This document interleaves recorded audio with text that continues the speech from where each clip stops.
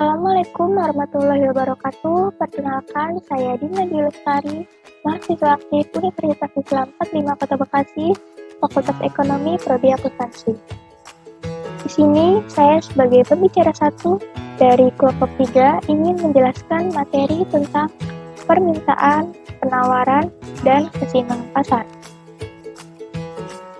Langsung masuk ke materi yang pertama, yaitu teori permintaan dan kurva permintaan. Di sini dijelaskan, teori permintaan menerangkan tentang ciri hubungan antara jumlah permintaan dan harga. Berdasarkan ciri hubungan antara permintaan dan harga, dapat dibuat grafik permintaan. Kemudian, analisis bagian ini akan menerangkan ciri perhubungan antara permintaan, harga, dan pembentukan kurva permintaan. Kemudian di sini ada beberapa penentu permintaan, yaitu yang pertama, harga barang itu sendiri, yang kedua, harga barang lain yang bersangkutan dengan barang tersebut. Yang ketiga, pendapatan rumah tangga dan pendapatan rata-rata masyarakat. Yang keempat, corak distribusi pendapatan dalam masyarakat. Yang kelima, cita rasa masyarakat. Kemudian yang keenam, jumlah penduduk. Dan yang terakhir, ramalan mengenai keadaan masa yang akan datang. Nah, di sini saya akan menjelaskan tentang harga dan permintaan. Dalam hukum permintaan dijelaskan sifat suatu hubungan antara permintaan suatu barang dengan tingkat harganya. Hukum permintaan pada hakikatnya merupakan suatu hipotesis yang menyatakan semakin rendah harga suatu barang, maka semakin banyak permintaan terhadap barang tersebut. Sebaliknya, ketika semakin tinggi harga suatu barang, maka semakin sedikit permintaan terhadap barang tersebut. Kita ambil contoh seperti harga buku tulis. Ketika penjual pertama, menetapkan harga buku tulis seharga 5.000, maka jumlah yang diminta dari masyarakat itu 50. Nah, penjual yang kedua menjual harga buku tulis seharga 3.000. Permintaan pada harga buku tersebut 100.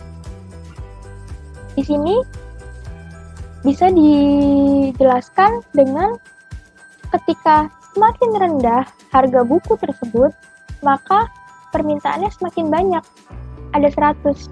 Sedangkan ketika harga tinggi, Rp5.000, permintaannya hanya mencapai 50. Seperti itu. Kemudian daftar permintaan. Daftar permintaan ialah suatu tabel yang memberi gambaran dalam angka-angka tentang hubungan antara harga dengan jumlah barang yang diminta oleh masyarakat. Ia menggambarkan besaran permintaan yang wujud pada berbagai tingkat harga. Kita ada contoh tabel permintaan terhadap buku tulis.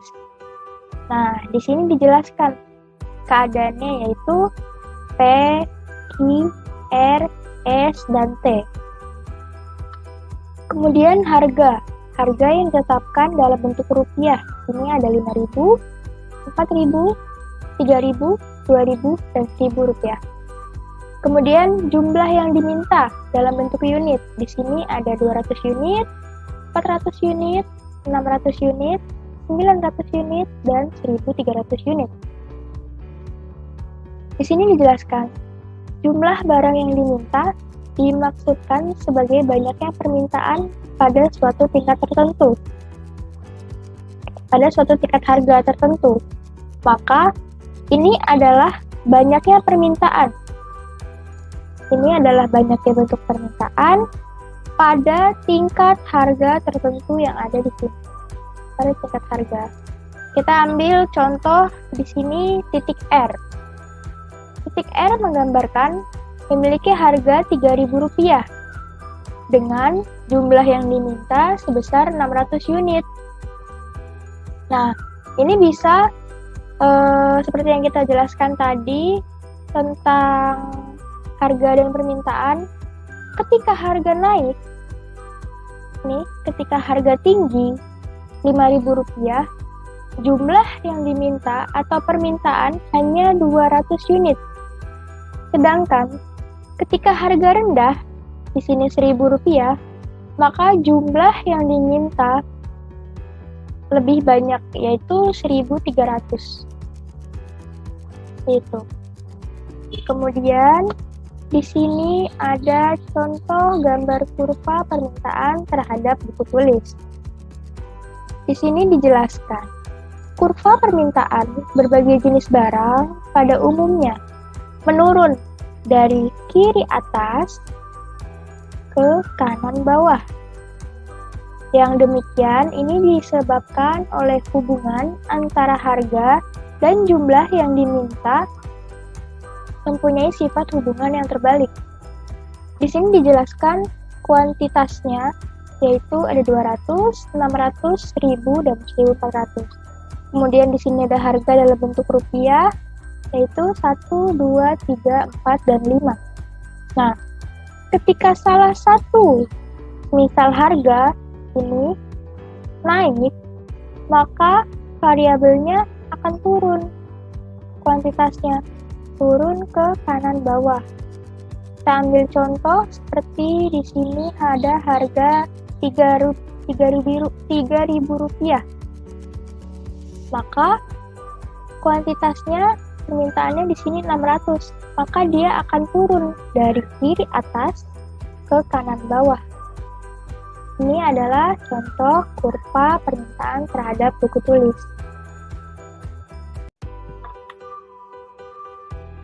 Selanjutnya, saya pembicara kedua. Perkenalkan, nama saya Alivia Fadilah, akan menjelaskan materi tentang permintaan perseorangan dan permintaan pasar, efek faktor bukan harga terhadap permintaan, dan pendapatan para pembeli. Permintaan terhadap sesuatu barang dapat dilihat dari dua sudut, yaitu permintaan yang dilakukan oleh seseorang dan permintaan yang dilakukan oleh semua orang dalam pasar.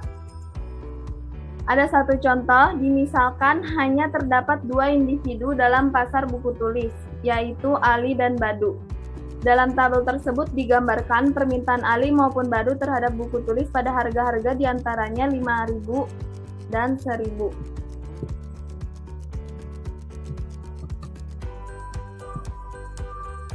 Permintaan pasar diperoleh dengan menjumlahkan banyaknya barang yang diminta Ali dan Badu pada setiap tingkat harga. Untuk memperoleh kurva permintaan pasar, kurva permintaan berbagai individu dalam pasar harus dijumlahkan. Kurva permintaan tersebut dapat dilihat, ini bahwa kurva DA adalah kurva permintaan Ali, kurva DB adalah kurva permintaan Badu, dan yang ini ada kurva permintaan pasar. Contohnya, ini dengan harga 5.000, permintaan Ali sebanyak 10. Dengan harga 5.000 juga, permintaan Badu sebanyak 10. Otomatis, permintaan pasarnya dijumlahkan permintaan Ali dengan permintaan Badu. 10 ditambah 10, hasilnya 20. Nah, di kurva permintaan pasarnya ini, dengan harga 5.000, di permintaan pasarnya sebanyak 20. Jadi kurvanya terletak di sini. Begitupun seterusnya di harga 4.000, 3.000, 2.000, dan 1.000. Selanjutnya, ada efek faktor bukan harga terhadap permintaan. Hukum permintaan terutama memperhatikan sifat hubungan antara harga sesuatu barang dengan jumlah barang yang diminta. Sedangkan dalam kenyataannya, sebenarnya seperti sudah dinyatakan sebelum ini, banyaknya permintaan terhadap suatu barang juga ditentukan oleh banyak faktor lain. Yang pertama, ada harga barang-barang lain. Hubungan antara suatu barang dengan berbagai jenis barang lainnya dapat dibedakan kepada 3 golongan, yaitu yang pertama ada barang lain itu merupakan barang pengganti, yang kedua ada barang lain itu merupakan pelengkap, dan yang ketiga kedua barang tidak mempunyai kaitan sama sekali. Ada barang pengganti. Barang pengganti adalah suatu barang dinamakan barang pengganti kepada barang lain apabila ia dapat menggantikan fungsi barang lain tersebut. Contohnya ada kopi dan teh. Kopi dan teh ini adalah barang yang dapat saling menggantikan fungsinya. Seseorang yang suka minum teh selalu dapat menerima kopi apabila teh tidak ada, begitupun sebaliknya. Selanjutnya ada barang pelengkap. Apabila suatu barang selalu digunakan bersama dengan barang lainnya, maka barang tersebut dinamakan barang lengkap kepada barang lain. Contohnya adalah gula adalah barang pelengkap kepada kopi atau teh. Karena umumnya, kopi dan teh yang kita minum harus ditambahkan gula. Kalau permintaan kopi atau teh bertambah, maka permintaan terhadap gula juga bertambah. Sebaliknya, kalau kopi dan teh semakin sedikit permintaannya, maka permintaan gula juga mengalami penurunan. Selanjutnya ada barang netral. Permintaan terhadap beras dan terhadap buku tulis tidak mempunyai hubungan sama sekali. Maksudnya, perubahan permintaan dan harga beras tidak akan mempengaruhi permintaan buku tulis dan begitupun sebaliknya. Apabila dua macam barang tidak mempunyai hubungan yang rapat, maka perubahan terhadap permintaan salah satu barang tersebut tidak akan mempengaruhi barang lainnya. Nah, yang selanjutnya ada pendapatan para pembeli. Pendapatan para pembeli merupakan faktor yang sangat penting dalam menentukan corak permintaan terhadap berbagai barang. Perubahan pendapatan selalu menimbulkan perubahan terhadap permintaan berbagai jenis barang. Berbagai barang dapat dibedakan menjadi 4 golongan, yaitu yang pertama, barang inferior, adalah barang yang banyak diminta oleh orang-orang yang berpendapatan rendah. Contohnya adalah ubi kayu. Pada pendapatan yang sangat rendah, orang-orang mengkonsumsi ubi kayu sebagai pengganti beras atau makanan ringan. Nah, jika pendapatannya meningkat, maka konsumen mempunyai kemampuan untuk membeli barang makanan lain dan mengurangi konsumsinya terhadap ubi kayu. Yang kedua, itu ada barang esensial. Adalah barang yang sangat penting artinya dalam kehidupan masyarakat sehari-hari. Contohnya, kebutuhan pokok masyarakat seperti beras, kopi, dan gula. Selanjutnya ada barang normal.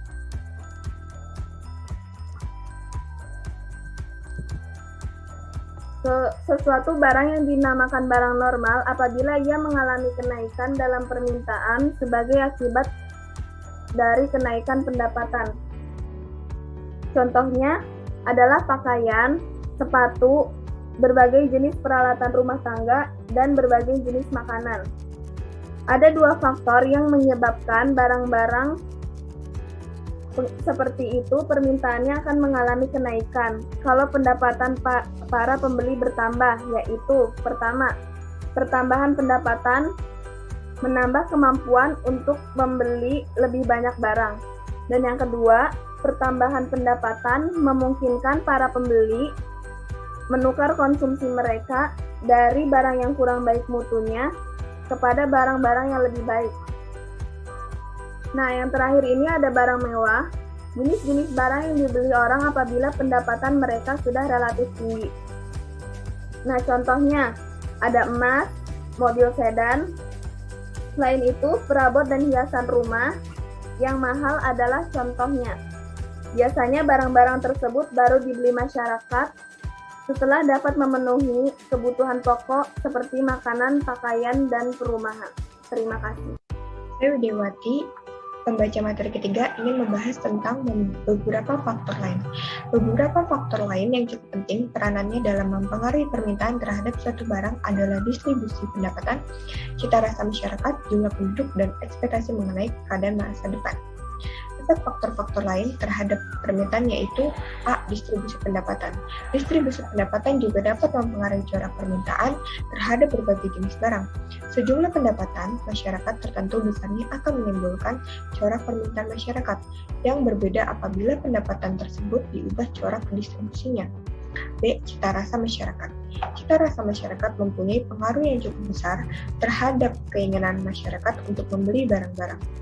C. Jumlah penduduk. Pertambahan penduduk tidak dengan sendirinya menyebabkan pertambahan permintaan. Tetapi, biasanya pertambahan penduduk diikuti oleh perkembangan dalam kesempatan kerja, dengan demikian lebih banyak orang yang membawa pendapatan dan ini menambah daya beli dalam masyarakat. Pertambahan daya beli ini akan menambah permintaan. D. Ekspektasi tentang masa depan. Dugaan perubahan yang diramalkan mengenai keadaan pada masa yang akan datang dapat mempengaruhi permintaan.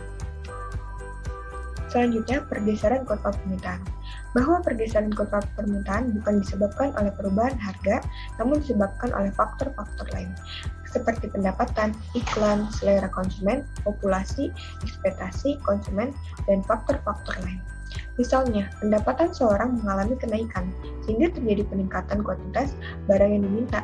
Hal ini menyebabkan kurva bergeser ke arah kanan, yaitu kurva D, kurva semula, bergerak ke arah kurva D1. Namun sebaliknya, apabila pendapatan masyarakat menurun, maka kurva semula D akan bergeser ke arah kiri D2. Karena dengan menurunnya pendapatan masyarakat, maka daya beli masyarakat akan menurun pula, sehingga kuantitas permintaan akan turun atau kurva bergeser ke arah kiri.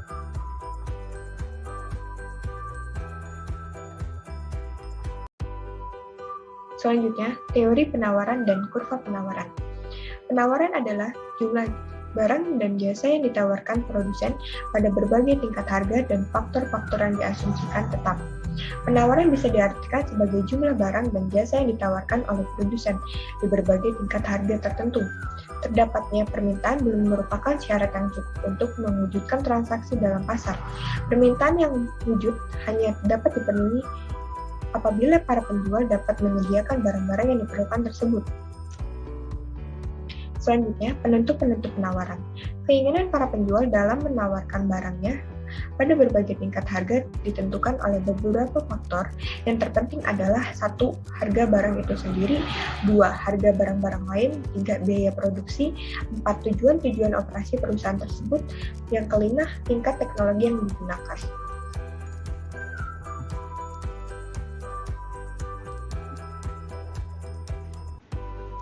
Ciri hubungan antara hubungan dan penawaran. Harga suatu barang selalu dipandang sebagai faktor yang sangat penting dalam menentukan penawaran barang tersebut. Oleh sebab itu, penawaran terutama menumpukan perhatiannya kepada hubungan di antara tingkat harga dengan jumlah barang yang ditawarkan. Hukum penawaran. Hukum penawaran menyatakan, semakin tinggi harga suatu barang, maka semakin banyak jumlah barang yang ditawarkan oleh para penjual.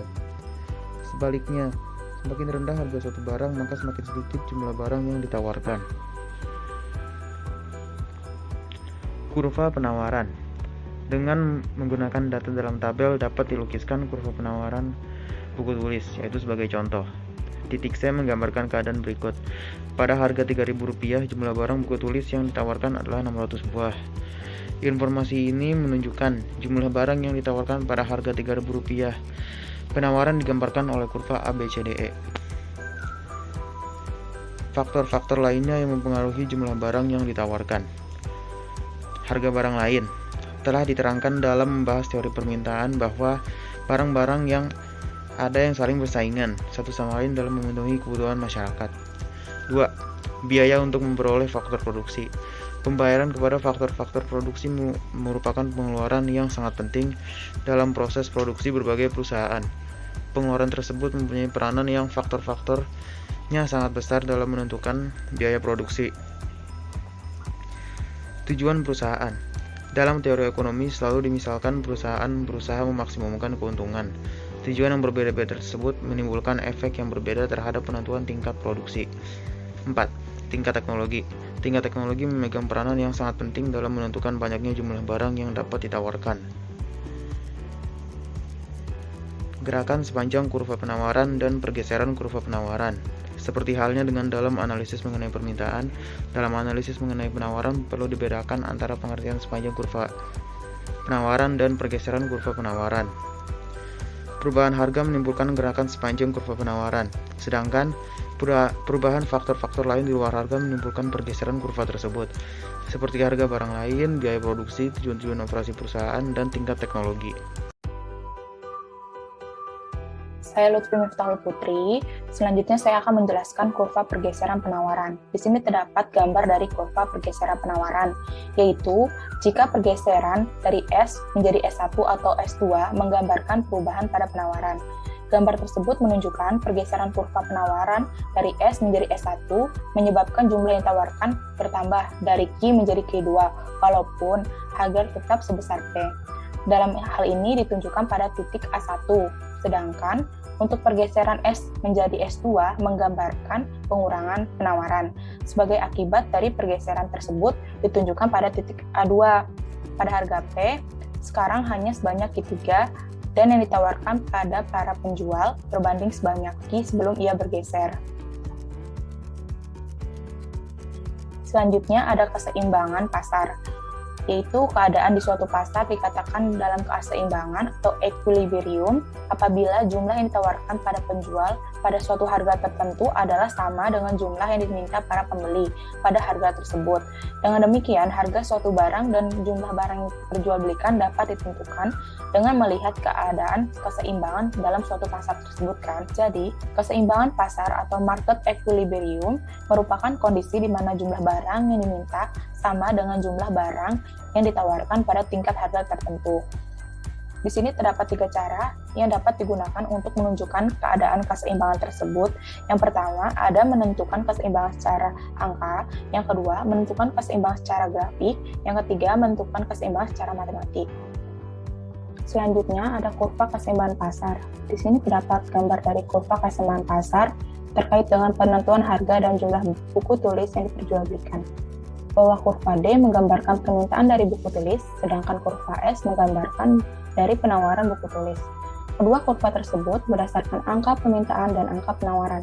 Contohnya, jika harga melebihi 3.000, maka kurva penawaran berada di sebelah kanan kurva permintaan, yang mengartikan bahwa penawaran melebihi permintaan, yang mengakibatkan keadaan ini tidak stabil dan harga akan mengalami penurunan. Harga yang kurang dari 3.000, maka kurva permintaannya berada di sebelah kanan kurva penawaran, yang mengartikan bahwa permintaan melebihi penawaran. Hal ini menjadi ketidakseimbangan yang menyebabkan harga tidak stabil, maka cenderung untuk mengalami kenaikan. Untuk harga yang 3.000, kurva permintaan dan penawaran saling berpotongan, yaitu pada titik E. Potongan itu berarti permintaan sama dengan penawaran, dan demikian keadaan keseimbangan akan tercapai. Selanjutnya di sini ada beberapa kasus perubahan keseimbangan, yaitu perubahan faktor lain di luar harga yang mempengaruhi permintaan atau penawaran akan menyebabkan perubahan keseimbangan. Di sini terdapat 4 kemungkinan perubahan atau pergeseran dari kurva permintaan dan penawaran, yaitu yang pertama, apabila permintaan bertambah maka kurva permintaan akan bergeser ke kanan, dan yang kedua, apabila permintaan berkurang maka kurva permintaan akan bergeser ke kiri. Yang ketiga, yaitu apabila penawaran bertambah maka kurva penawaran akan bergeser ke kanan, dan yang terakhir, apabila penawaran berkurang maka kurva penawaran akan bergeser ke kiri. Sekian presentasi dari kami, kurang lebihnya mohon maaf. Wassalamualaikum warahmatullahi wabarakatuh.